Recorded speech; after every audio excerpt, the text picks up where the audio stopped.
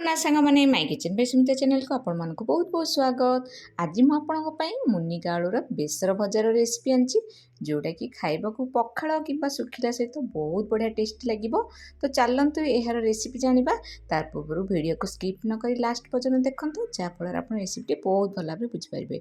जदि भिडटी भल लगे आपको लाइक करेंगे, सांगसाथी रिलेटिव मानक सेयार करेंगे। जदि चैनल के पर्यटन सब्सक्राइब करना सब्सक्राइब करदेवे। सब्सक्राइब बटन पाखे छोट बेल आइकन को प्रेस करदेवे जहाँद्वारा मोर सब नुआ वीडियो नोटिफिकेशन आपन पाखे सर्वप्रथम पहुँच पार। तो चलतु आम यार रेसिपी जाना से मुनिका नहीं मुनिका आधा किलो नहीं आलू दुईटी नहीं। तो मुनिका को प्रथम भल भाव में धोई देती आलू को धोईकी चांची देती। तो ये आम कौन करवा ना मुनिका केमी काटा मुझे देखा। तो देखो प्रथम आम कौन करवा मुनिका को एमती देखो एमती तार डेम्फ पटर काटिदेबा एमती छुरी रे आम टे जस्ट कट लगे तार सब केर गुड़ाक आम बाहर करदे। तो एमती छुरी आप एमती कट लगे एमती छुरी आम कौन करवा ना तार सब केर गुड़ाक बाहर करदे। केर रहा द्वारा आम पाटी पिता लगी थाए से केरटा काढ़ापी चेष्टा करेंगे। पनिकी भी आप भाव में करें।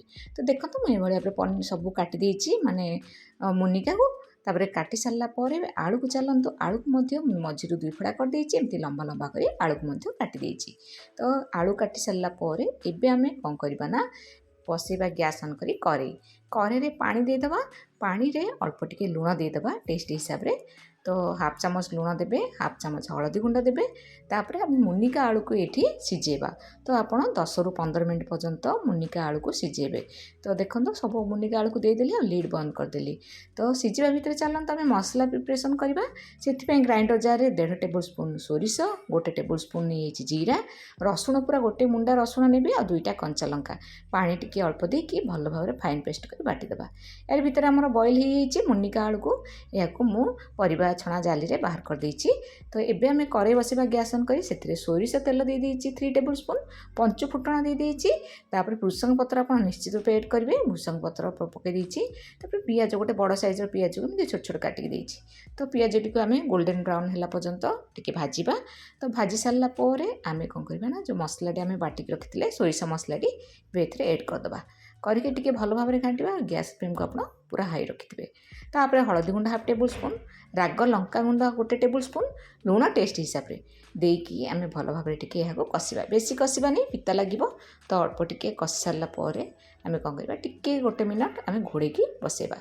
घोड़ेकी देखो आम मसलाटी भल भाव में कषि एवं आम मुनिका आलू जो बॉइल कर रखी एवं ऐड करदे करिकी भल भाव में यह सहित मसला सहित भल भाव में कषा। गैस फ्लेम को आप सेमती ही हाई रखिथे। तापर आपन कौन करेंगे ना भल भाव में कषि सारापर पूरा लो रु मीडियम करके लीड बंद करके 10 ରୁ 15 मिनट बसैबे।